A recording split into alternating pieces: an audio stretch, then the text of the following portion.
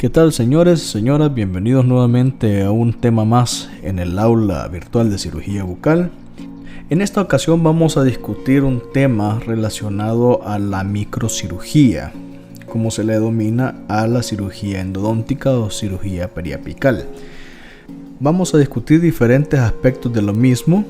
Vamos a redundar en muchas otras cosas que ya hemos hablado, pues al final del día termina siendo una cirugía como cualquier otra, con sus especificaciones en el campo endodóntico. Pero para poder hablar del mismo vamos a llevar siempre el mismo orden del cual siempre nos hemos caracterizado, iniciando con generalidades del tema. Entonces comencemos como siempre dando una pequeña definición de lo que es el concepto del tema que vamos a abordar este día. Cirugía endodóntica. ¿Qué es la cirugía endodóntica? Esta consiste en la eliminación quirúrgica del tejido periapical patológico, la extirpación del extremo radicular que está afectado, incluyendo las ramificaciones que el conducto radicular pueda presentar a nivel apical, y finalmente, el sellado o cierre del conducto o conductos radiculares al paso de los gérmenes, para que quede completamente aislado y desinfectado. El objetivo que tiene esta cirugía principalmente son dos: eliminar la lesión o el foco infeccioso, pero al mismo tiempo conservar el diente que está causando esa infección. ¿Cómo vamos a eliminar la lesión o el foco infeccioso? Pues mediante el legrado o curetaje apical y la apicectomía, si es que así lo requiere. Y vamos a observar el diente cual está involucrado mediante la realización del tratamiento de conductos pertinente y el sellado apical mediante la técnica de obturación retrógrada. Entrando ahorita de forma grosa en lo que es la técnica quirúrgica, vamos a ver que tiene tres objetivos: el legrado apical, es decir, el raspado de la zona donde está la lesión; la apicectomía, que es eliminar el ápice que esté involucrado en esta lesión; y la obturación retrógrada del mismo ápice o del residuo apical que nos quede luego del procedimiento, para, como mencionamos, mantener un campo ya estéril y evitar nuevos rebrotes infecciosos. Entonces estos son los tres pasos principales que va a tener la técnica quirúrgica de una microcirugía apical. Para determinar si un paciente es necesario que se le haga este tipo de procedimientos, vamos a tener diferentes signos y síntomas que nos van a hablar de sus padecimientos. Inicialmente, estos problemas no causan dolor, al principio por lo menos cuando está incipiente el problema, pero posteriormente vamos a observar lesiones o tumefacciones apicales que están bien definidas. Esto es muy importante. Se nota una lesión bastante definida y circunscrita. Por último, la presencia de exudado purulento con ausencia o presencia de reabsorción cortical, lo cual va a llevar al paciente a un dolor al momento de la masticación de sus alimentos. También podemos tener asintomatología ante las pruebas térmicas y eléctricas de vitalidad, presencia de dolor ante pruebas vitales de percusión y posibles cambios de color del órgano dentario, así como posible movilidad dentaria. Estos dos, recalco, puede o no puede estar presente. Generalmente las anteriores ya mencionadas suelen estar con mucha mayor frecuencia dentro de la sintomatología de nuestros casos. Entonces hay que tener mucho cuidado al momento de hacer nuestras pruebas de vitalidad, y nos puede dar la pauta el hecho que no reaccione tanto a los estímulos térmicos como eléctricos, pero sí reaccione ante la percusión de la pieza involucrada, para poder nosotros determinar si hay o no una lesión a nivel apical. Y para podernos ayudar al diagnóstico, como siempre, vamos a tener diferentes tipos de exámenes complementarios relacionados a la imaginología, como la radiografía periapical convencional, la radiografía panorámica, y en ciertas ocasiones podremos utilizar tanto el TAC o el escáner computarizado como las imágenes 3D para poder tener un diagnóstico adecuado y más concreto. Las indicaciones de este tipo de procedimientos vamos a encontrar que van a estar agrupadas dependiendo de su complejidad anatómica, es decir, es fiable ante la presencia de un dente apical, curvas radiculares o calcificaciones a nivel de las raíces, reabsorción de ápices o ápices abiertos, así como en extrusiones apicales. Cuando sea consecuencia de errores en los tratamientos de conductos radiculares previos, entiéndase instrumentos fracturados, falsas vías de acceso, escalones y transposición apical, sobreextensión del material de obturación fuera del ápice, así como fracaso del tratamiento endodóntico previo o presencia de cementos insolubles en la preparación. También implicaciones que tengan relación con prótesis, es decir, una pieza que ya tenga un perno o muñón y que no sea candidato para una exodoncia, pues está cumpliendo algún tipo de función o en cavidad bucal, como por ejemplo pilar de un póntico, dientes, pilares que estén incluidos en cualquier tipo de prótesis, traumatismos dentales, quistes y lesiones perirradiculares varias. Por otro lado, debemos tomar en cuenta las contraindicaciones cuando no está recomendado estos tratamientos de cirugía apical.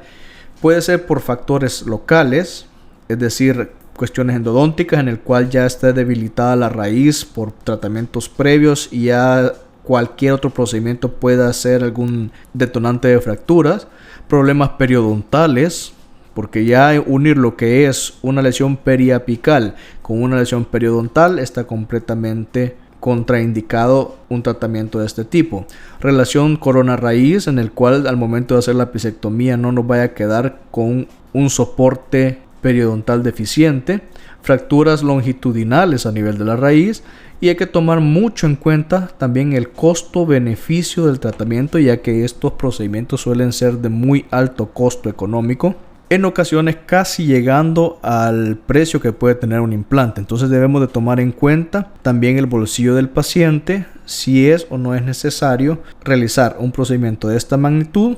o irnos de una sola vez a otro tipo de procedimiento. Debemos tener en cuenta también las consideraciones anatómicas. Entiéndase el riesgo de lesiones a estructuras importantes que puedan estar adyacentes a la lesión o a la vía de acceso del procedimiento, procesos inflamatorios agudos preestablecidos o dificultad del acceso a la zona donde se va a trabajar o a llevar a cabo el procedimiento. Por último, como siempre y como cualquier cirugía, está contraindicado en pacientes que estén sistémicamente comprometidos pero que no estén controlados.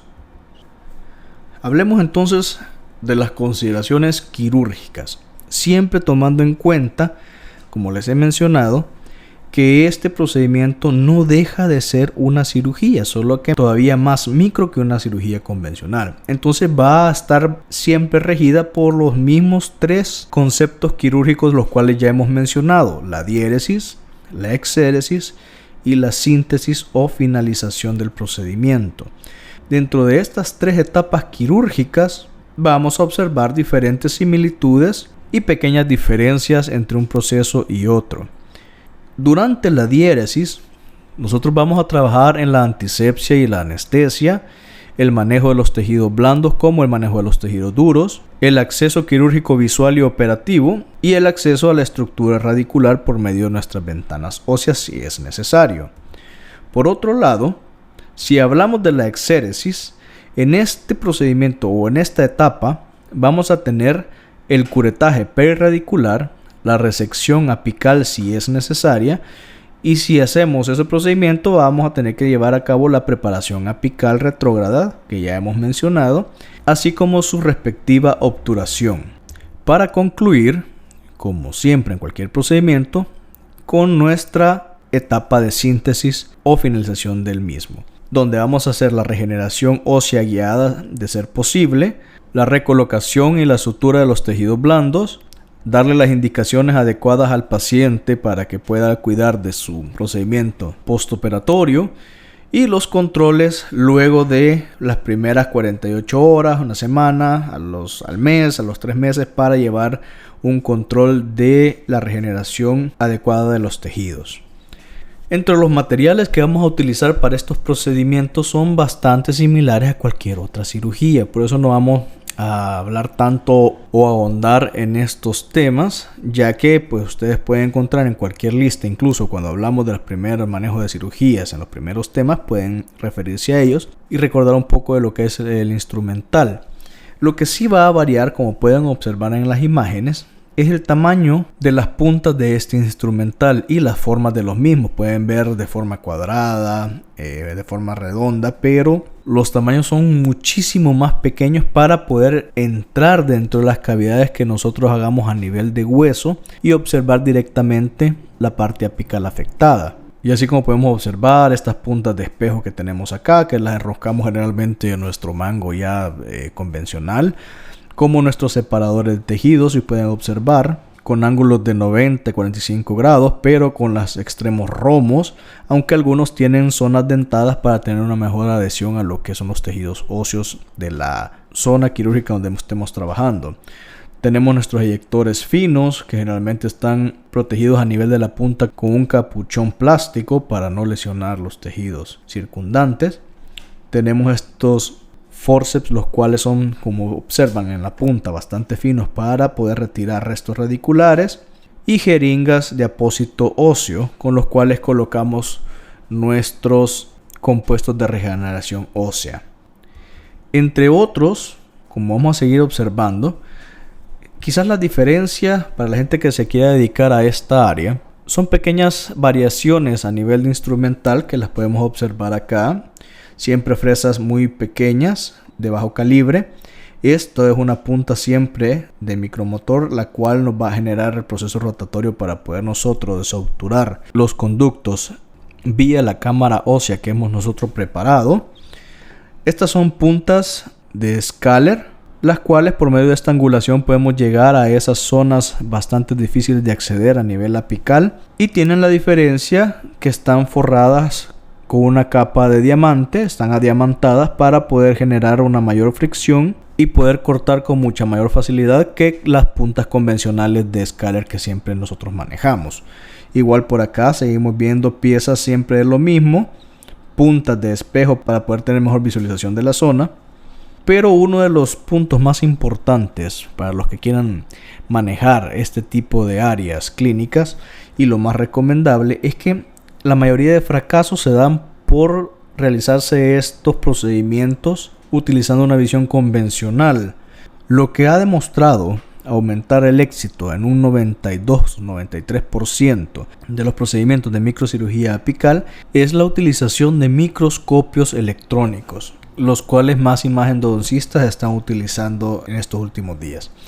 En el país pues tenemos alrededor de no más de 10 colegas que tienen este equipo quirúrgico para poder ofrecer a los pacientes un mejor resultado, una mejor evolución y pronósticos de éxitos más sostenibles, tanto para los pacientes de ellos como para los pacientes que nosotros les refiramos en su debido momento. Pasando del equipo instrumental al material en sí utilizado en este tipo de procedimientos, vamos a tener que debemos siempre manejar en nuestro consultorio agentes hemostáticos con los cuales podemos llegar a realizar estos procedimientos. ¿Por qué? Porque recordemos que estamos en una zona bastante irrigada, bastante húmeda, aunque con los materiales actuales, de los cuales ya hablaremos un poco más adelante, ya no es tanto el problema de la humedad, pero siempre hay que tratar de mantener lo más claro posible a nivel visual nuestro campo operatorio. Entonces, en los casos de sangrado que nos obstaculice esa visión, podemos nosotros utilizar cualquiera de estos componentes hemostáticos. Agentes mecánicos como la cera para hueso, agentes químicos como vasoconstrictores, los cuales podemos encontrar incluso dentro de nuestro propio cartucho anestésico, siempre y cuando manejemos en nuestro consultorio anestésicos con vasoconstrictor en relación a 80.000 unidades internacionales. También tenemos el sulfato férrico y el ácido tranexámico, los cuales son muy buenos agentes químicos de hemostasia.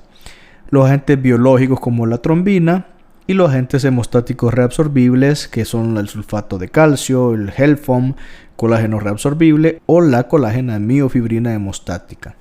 Ya luego de haber retirado toda la lesión y pues haber preparado nuestro conducto radicular para ser obturado, debemos tomar en cuenta que los materiales a utilizar para obturar dichos conductos deben de presentar las siguientes características: biocompatibilidad,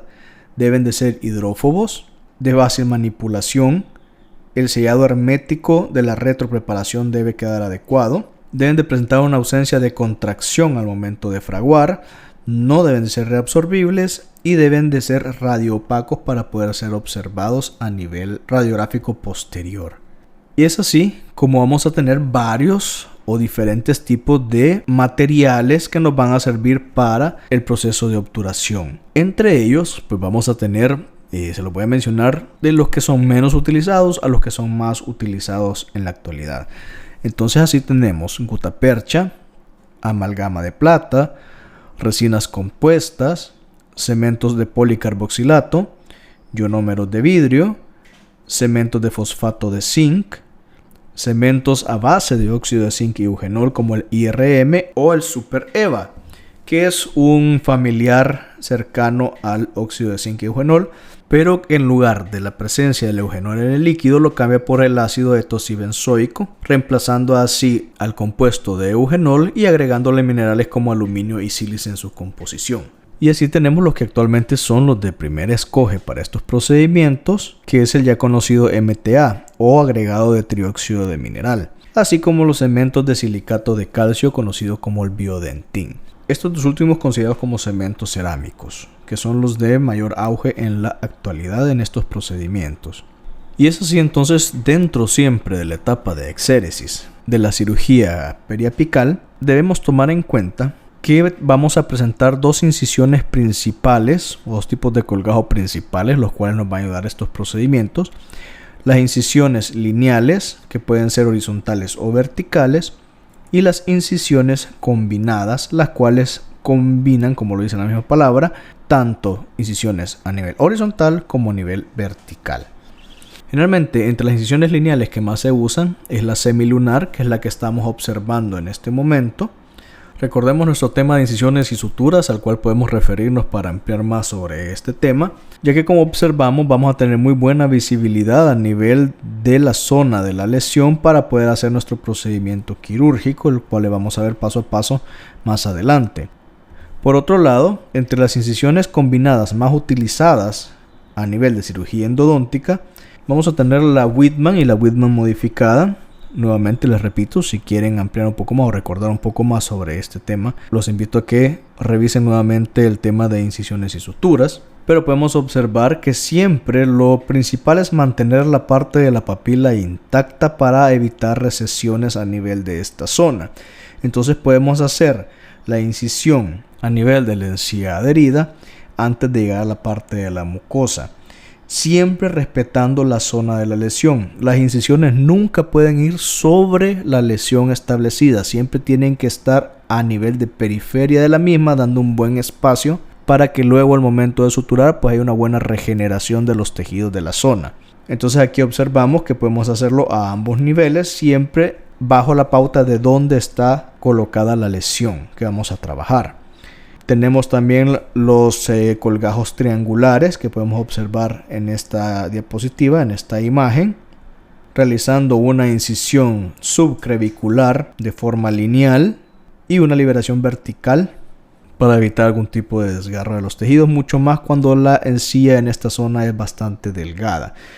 Entre esta, que es la incisión triangular, y la incisión trapezoidal, que es la que observamos acá, son quizás las dos más utilizadas a nivel de procedimientos quirúrgicos endodónticos, porque como podemos observar, dan una mejor visibilidad de la zona y evitan, como repito, desgarros de los tejidos cuando el paciente presenta un biotipo bastante delgado de la encía.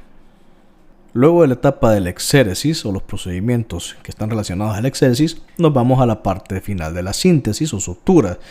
Previo al mismo hecho de suturar la lesión, debemos de valorar si es o no necesario colocar un tipo de apósito óseo en la membrana, lo cual subiría los costos y no siempre está indicado. Eso se valora generalmente a medida que nosotros vamos manejando más casos y tenemos un mejor criterio para decidir si el paciente es candidato o no para este procedimiento de regeneración tisular guiada, como ya lo hemos mencionado anteriormente en otros temas. Pero ya al momento de suturar sí hay que tomar en cuenta unos aspectos muy importantes, como por ejemplo, como estamos trabajando en tejidos lábiles o muy delgados, tratemos de utilizar hilos de sutura que sean bastante delgados también. Entonces podemos utilizar desde los 4 ceros, pasando por los 5 hasta los 6 ceros, porque esto nos va a evitar desgarre y vamos a tener un mejor acabado estético a nivel de la herida recuperada. Y como otra recomendación, les sugiero que utilicen hilos de sutura que sean de la característica monofilamentosa en lugar de ser entrelazados,